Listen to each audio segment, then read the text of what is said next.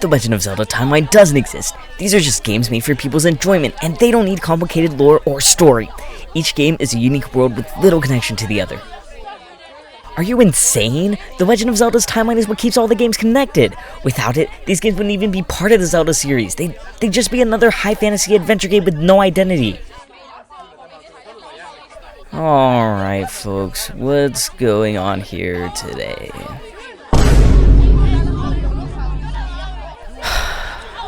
Alright guys, let's get through this one step at a time. First, let's talk about how the official Legend of Zelda timeline came to be. So, once upon a time when The Legend of Zelda was a brand new game series, Nintendo made games as they wished with some consideration on how to place each game according to a linear timeline. This lasted from the release of the original Legend of Zelda for the NES in 1986 up until Ocarina of Time. Some games had direct references to others, while others had vague ideas as to their placement on the timeline. In 1999, when Ocarina of Time was released, there was a new wrench thrown into the timeline: Link's ability to travel between different timelines. In the game, Link has to stop Ganondorf's destruction of Hyrule by traveling 7 years into the future in order to wield the Master Sword, defeating Ganondorf within his pure evil Ganon form, and then by the end of the game, travels back to his own timeline where he has to tell Princess Zelda about Ganondorf's ill intentions, stopping the events of the game from ever happening. Through Link's journey, he is able to stop Ganondorf's reign of terror 7 years into the future, and prevent Ganondorf from enacting his plans in the present. At the end of Ocarina of Time, the next game released, Majora's Mask, follows directly after the ending of Ocarina of Time, where Link warns Zelda about Ganondorf. Afterwards, Link sets out to find his companion Navi, his own fairy, who disappears once Link's journey in Ocarina of Time is complete. Here is where our first conundrum takes place. The Legend of Zelda now has two timelines at this point. One where Majora's Mask takes place, and one where A Link to the Past and all the other games occur. And this isn't that big of a deal right now since Majora's Mask is the only game in its separate timeline, so we can continue moving on to the other games released. A few years later, in 2002, Wind Waker was released, but surprisingly also took place after the events of Ocarina of Time. This time though, Wind Waker's events occur after Link defeats Ganon and returns to his own timeline. Now the people in Wind Waker's timeline get to enjoy peace and prosperity thanks to the hero of Time's great deeds. However, this peace is short-lived as the seal that Link placed on Ganon began to weaken with time. The people begged for the hero's return, but to their surprise, nobody came. And so, the goddesses flooded the land to drive out Ganon's evil. It worked, but now the land was covered in a great ocean, and the kingdom of Hyrule was forgotten. With Wind Waker's addition to the timeline, there are now 3 total branches that follow Ocarina of Time, leading to a lot of puzzling and theorizing from Zelda fans. Majora's Mask and Wind Waker both have explanations for their timeline placements from Ocarina of Time. But at the same time, Ocarina of Time was always intended to be a prequel to A Link to the Past, and all the other Zelda games that came before it. But whatever, both games for now just have one entry into their timelines, right? So we can just say that A Link to the Past does follow Ocarina of Time, while Majora's Mask and Wind Waker are separate from the main timeline as isolated entries. Right? Well, After the ending of Ocarina of Time, Link tells Zelda about Ganondorf's true intentions, and the 7 sages decide to execute him. However, as they drove a sword into his chest, he went into a rage induced by the power of one piece of the Triforce. He could not be killed and began going after some of the sages, but by some divine intervention, the Twilight Mirror activated and sent him into the mysterious Twilight Realm. Growing bitter and power-hungry, Ganondorf began building his power within the Twilight Realm, looking to take back Hyrule, and so a new Link must stop Ganondorf. Twilight Princess is then meant to take place sometime after Majora's Mask, and at the same time parallel Wind Waker's placement in the timeline. By this point, people are going crazy trying to justify and explain what exactly is going on with the Zelda timeline. This small timeline that I've created doesn't even cover all the spin-off games like Four Swords or Minish Cap. Please Nintendo, do something. The fans yearn for some sort of official or unified timeline. Skyward Sword then releases in 2011 and cements itself as the very first chronological game in the timeline, and explains why Link, Zelda, and Ganon are trapped in a cycle of reincarnation. In addition, Hyrule Historia is released, which gives us our very first look at what the official Legend of Zelda timeline is. Well, I guess I can throw this one away. This new timeline includes all the games up until that point and offers an explanation to our 3 branching timelines. The Wind Waker and Majora's Mask timeline follow just as we anticipated. The Majora's Mask timeline is now dubbed the Child timeline and follows Link after he defeats Ganondorf in Ocarina of Time and returns to his own timeline to warn everyone about Ganondorf. The Wind Waker timeline, now dubbed the Adult timeline, follows Link as an adult and continues onward after he returns to the Child timeline and the world is flooded by the goddesses. But now, the moment that everyone is waiting for, the timeline where A Link to the Past belongs to is called the Fallen timeline? In this timeline, Link has been defeated by Ganon and fails to steal him or save his own timelines. As a result, the imprisoning war mentioned in A Link to the Past prologue takes place. The 7 sages and Zelda gather together to seal Ganondorf and restore peace to the land amid the hero's demise. Huh. Well, it makes sense, so I guess I can't complain. But then, before we know it, something phenomenal takes place and shakes up the Zelda timeline one more time.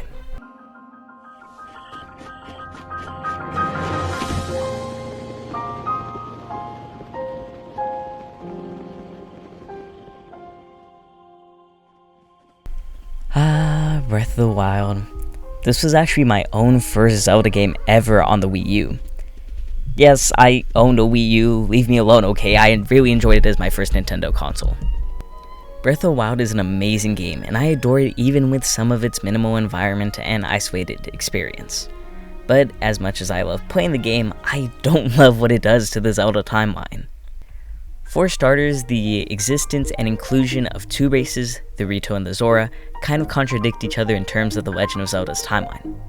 In Wind Waker, after the Great Flood, the Zora evolved from fish people into humanoid bird people known as the Rito. Zora are no longer found in Wind Waker or the rest of the adult timeline. So that means Breath of the Wild has to take place in either the Child, Defeated, or pre-Ocarina timelines, right? Wrong! The Rito don't exist in any other timeline, so it doesn't make sense for the game to really go into any of the other timelines.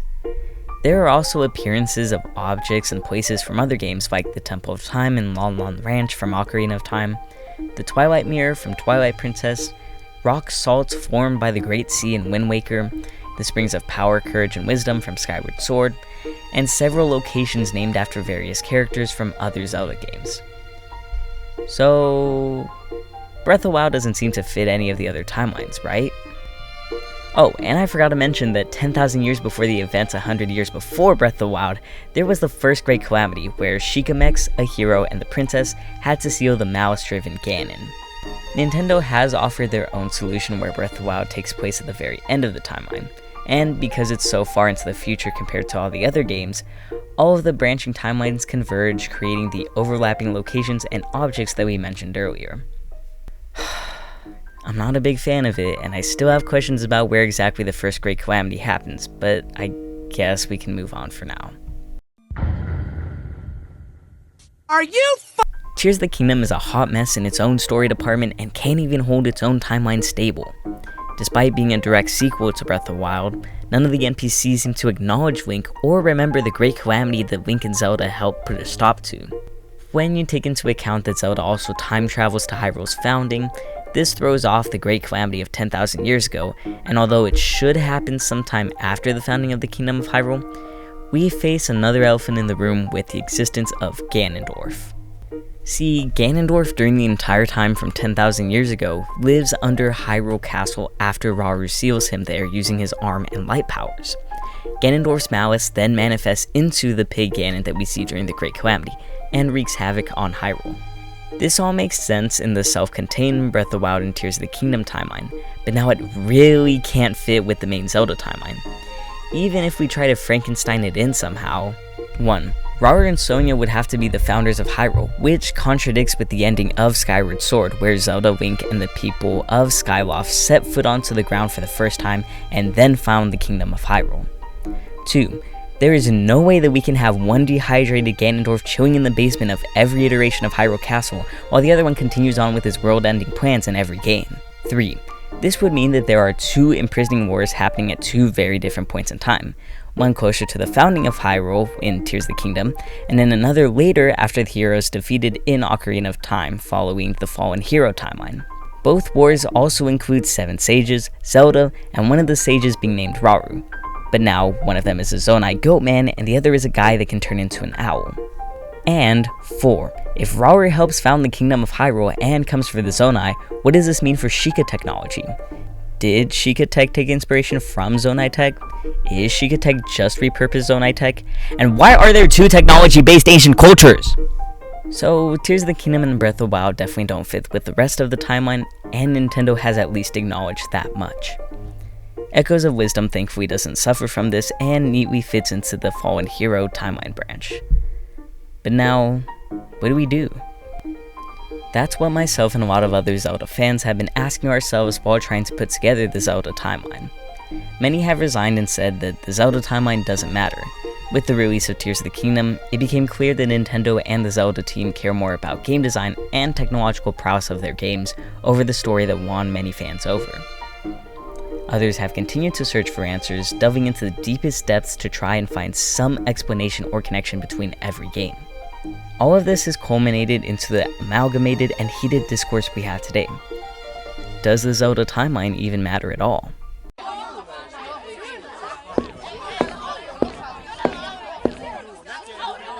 I think the Legend of Zelda timeline matters. But only kind of. It's clear that at one point the Zelda team did care a lot about the story they were telling with their games. Miyamoto once himself said in a 2003 interview with Superplay magazine that the Zelda team had an enormous document that explains how the games relate to each other and bind them together. But in the same response, Miyamoto also goes on to say that, to be honest, they are not that important to us. We care more about developing the game systems, giving the player new challenges for every chapter that is born. Of course, the goals of the game development team are to, well, make games, not pore over every single lore nugget and story beat. Trying to keep up with the lore of every single game and neatly fit it into a straightforward, easy to understand timeline can be difficult and time consuming, distracting from other goals like creating a game with new graphics, improving battle systems, and creating engaging worlds and environments. It's not fair to say that the Zelda timeline doesn't matter. However, I don't think that the official Zelda timeline matters at all. The Zelda team has left us gaps and room for interpretation for us to better understand the world on our own terms. I mean, some of the timeline theories that I saw when Tears of the Kingdom first came out were actually really interesting. A channel by the name of Guy MRY proposed a time loop theory that I found really interesting. The beginning of the time loop starts with Zelda appearing in the distant past to Rauru and Sonia. The timeline continues on from there like it was originally established in Hyrule Historia and the events before Tears of the Kingdom. Eventually, convergence happens with all 3 branches fusing as the Mises Malice takes form as the first Great Calamity. The events of Breath of the Wild and Tears of the Kingdom continue as normal, and then when Zelda finds Rauru's Light Stone in Tears of the Kingdom, the time loop begins anew. Ganondorf beneath Hyrule Castle, he's already awake. But it was just in time for the plan to begin anew. And through the action of Zelda grabbing Rauru's Light Stone, falling, and being sent back in time, we begin the entire cycle anew. And what is more Zelda than a time loop? This is the kind of batshit creativity that you couldn't see the Zelda team come up with. Sure, it might have a bit of a reach and won't hold up if new games with more time travel mechanics pop up, but it's a brilliant blend of madness and creativity. So, if the official Legend of Zelda timeline doesn't matter, but fan interpretations do matter because they encourage discussion and bring new life to the Legend of Zelda community, what do we even do? I mean, what timeline matters at all? I don't have an answer for that, but I can throw my hat in the ring and try to create my own Legend of Zelda timeline. But that'll be its own video because estimating the amount of events and Hyrule history I'll have to cover would make this video over an hour long. In my Zelda timeline video, I'll be going into more detail about the chronological events of each Zelda game and how they form a semi-coherent timeline with each other. Let me know what your thoughts are on The Legend of Zelda's current timeline and what you would do to change the story of modern Zelda games. I have plans for 2 videos coming soon-ish, so look forward to those when they release. Until then, I will see you all in the next one.